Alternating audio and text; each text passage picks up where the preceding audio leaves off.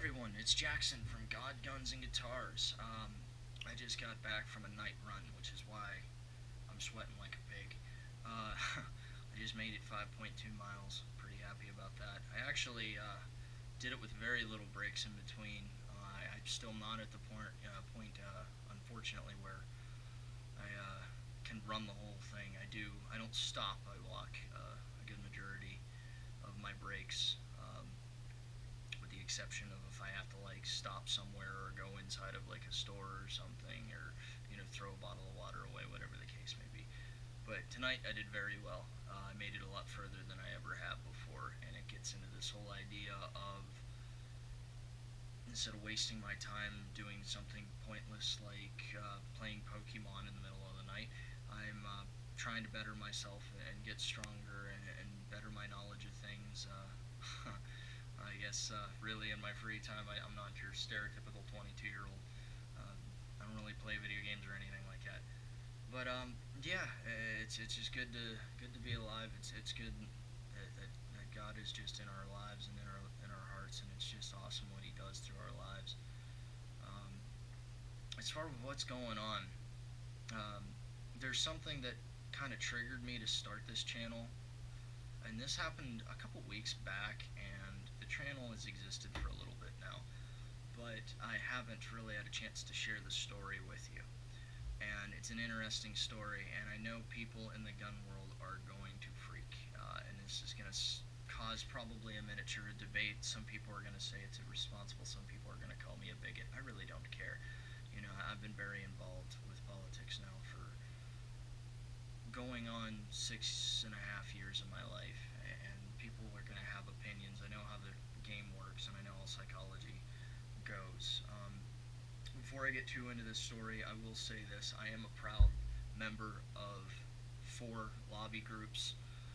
One of them, the name of them, the NRA, the United States Concealed Carry Association, the National Association for Gun Rights, and Gun Owners of America. So again, those 4. And I will say, as far as the one that's really, really into helping citizens, is the United States Concealed Carry Association. Those guys are phenomenal with their training videos, and they are firearms insurance. I'll get into those maybe in a later video. But USCCA, National Association of Gun Rights, the NRA, and Gun Owners of America. That's my little plug for those groups. Saying I do have a background and a passion for firearms. I'm very, very pro Second Amendment. And yeah, as far as me giving up firearms, it's never gonna happen. I am one of those guys that you will have to pry it from their cold dead hands. That being said, this does get into this story. Usually when I run, okay, I run at night. I run anywhere from midnight to like 2 a.m. I just got back probably about times 2 o'clock in the morning now. I probably got back about 10 minutes ago. Maybe a little more, 15 minutes ago. But about 2 weeks ago, I went to run, and it was a Sunday. I just got home from work, and there really wasn't nothing to do. And I just had this really big urge to run. After you run a while and you kind of like doing it, you kind of have a lust for it. And that's just me anyway. But I ran, and when I run, what the controversial part of this is I run and I open carry. It is 100% legal for me to do so in Pennsylvania. You actually don't even need a concealed carry permit to open carry because you're not concealed carrying a weapon. I do have a concealed carry weapons permit, otherwise known as a CCW. The weapon of choice. A lot of people say, "Why don't you carry Glocks? Why don't you carry this?" I do. I have a couple Glocks. I do love both of those weapons. However, because I'm used to running at night, and because I figured it is getting darker earlier, that I should start carrying a weapon with night sights. And I have my SIG 226. I do have the Navy edition. I love that firearm. I group very well with that firearm. I can group very well at 25 yards with that firearm. I'm not promoting myself as this big shooter, this guy. I'm your average Joe when it comes to shooting, because I don't get the time to. I work work for two FFLs, and I don't get the time to really go out and hunt and shoot as much as I'd like to because I'm outfitting a lot of you guys out there. But anyway, getting back to it, it was still daylight out, and I didn't even really think of it because it's nothing to really think about. Usually when I run, I'm either in a cutoff t-shirt that's white or I'm shirtless. If it's still daylight a little bit, I'll run shirtless. If it's night, I'll run with usually a white shirt on because I predominantly wear black. Um, and obviously, for vehicular purposes, and just trying to be seen, because I do run in suburban areas. I don't want to risk being hit or anything like that. I don't really have any reflective vest or anything, so a white t-shirt's my next best thing. Um, but yeah, I was running, and interestingly enough, three major things happened. Three. During this run, I was doing very good. It was extremely humid, and I was just really proud of myself that I made it as far as I did. And in the time, because I keep checking the time when I run too to see, am I getting places faster? Am I increasing my speed? Am I going further in less time? That kind of stuff. And essentially, all of these events happen within like 3 minutes of each other. I probably had run about 3.5 miles of my 5.2 mile run. And I reached an intersection. And here's the first major thing that happened. Interestingly enough, a police officer was parked at the intersection. I was like, okay, I'm not going to jaywalk. Not that I normally do unless it's like 2 o'clock in the morning or something. And it's like, at that point, who cares? I will admit, yeah, I've done it before. You just do the smart, common sense thing and make sure no one's coming, so you don't get hit. That's what, the whole purpose of not being legally able to jaywalk anyway is. But I figure he stopped. It's a Brentwood police officer, and I'm thinking he is for sure going to stop me, because here's a guy running, long hair, totally exhausted. And I have to apologize to the Brentwood PD. I kind of stereotyped this officer.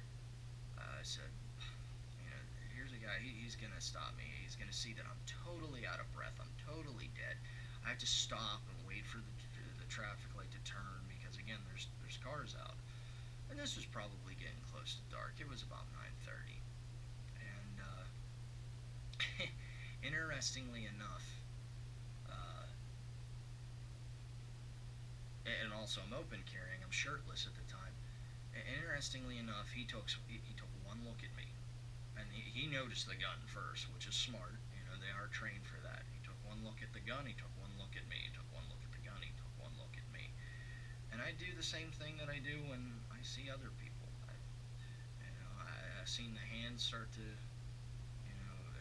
blink.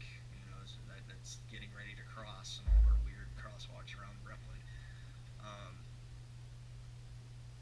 And I just saluted him. And he just kind of gave me a head nod, and his light turned green, and he turned. And I was like, wow, that's really awesome in this time where our country is so scared of our police officers. And our police officers, I have to give them credit, because if I was a cop, I'd be scared to death of people, especially young people.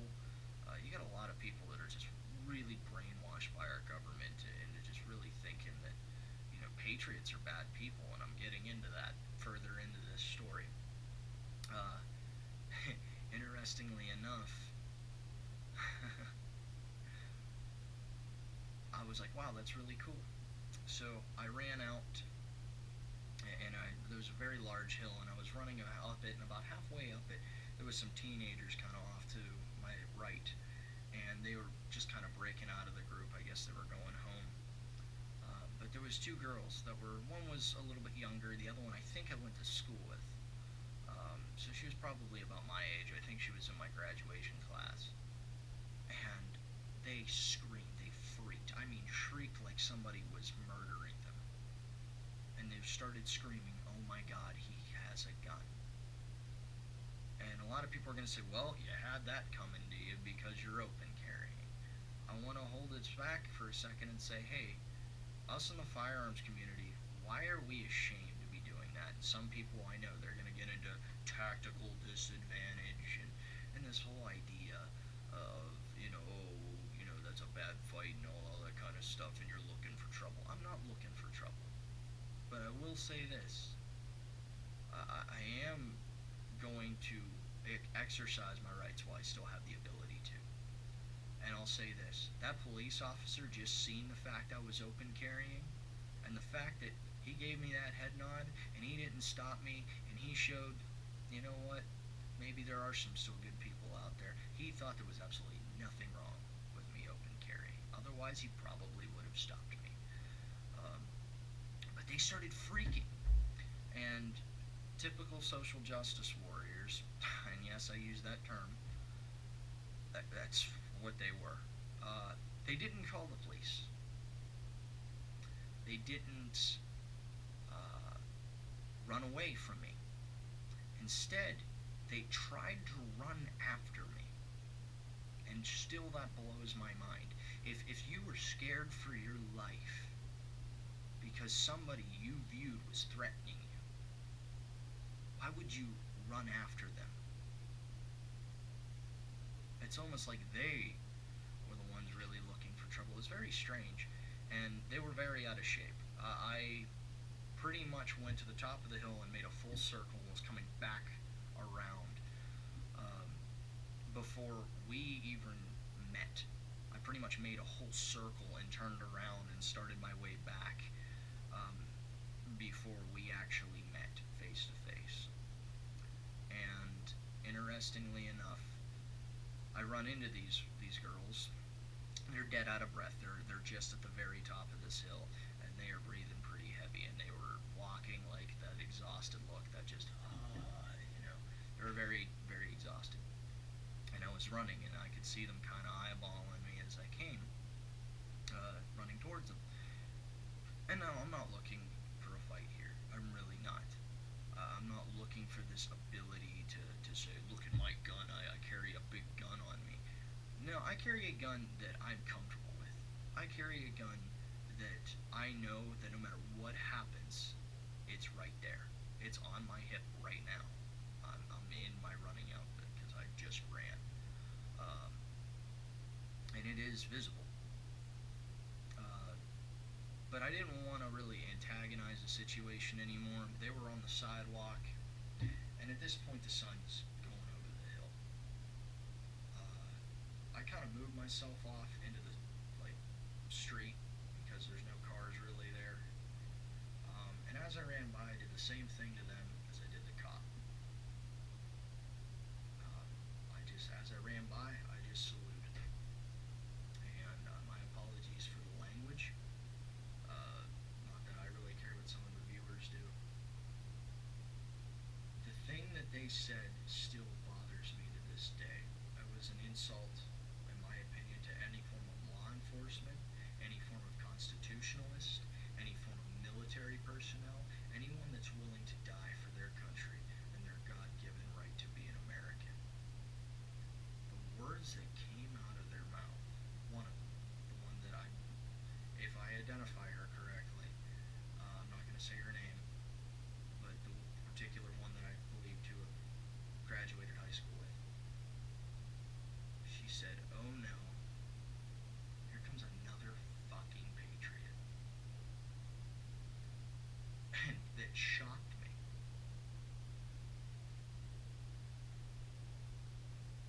Oh no, not another fucking patriot. Here comes another fucking patriot.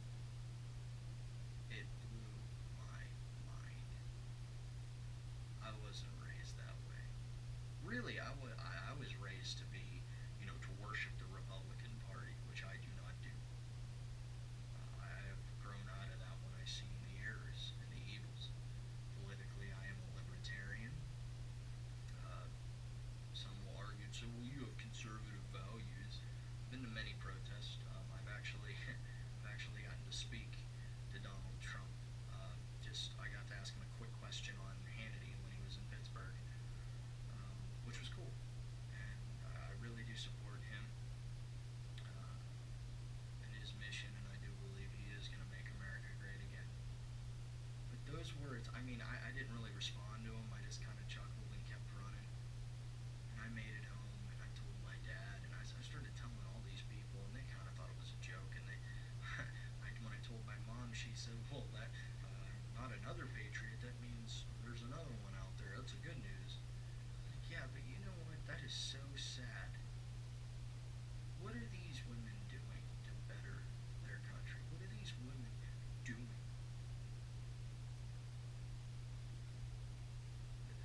they're so brain dead and stupid that they don't even know how to react to somebody carrying a firearm. They think that they should chase them and take matters into their own hands. What are they gonna do? What would they have done if they would have caught me? I don't know. Would I would have considered them a threat? I would have probably moved my mindset into condition orange, but I probably wouldn't have gone any further than that into like condition red or anything like that or black. Uh, but I would have proceeded with caution if they would have tried something. But I was expecting to get a visit from the police, and it never happened. You know, and to this day, I want to say thank you to the Brentwood Police Department. I give you credit. Um, and I've been pulled over by these cops before, and I'll say this: every single time that I have been, which hasn't been a lot, I have a perfect driving record. Uh, it has been totally normal. It has been absolute professionalism. It was my fault.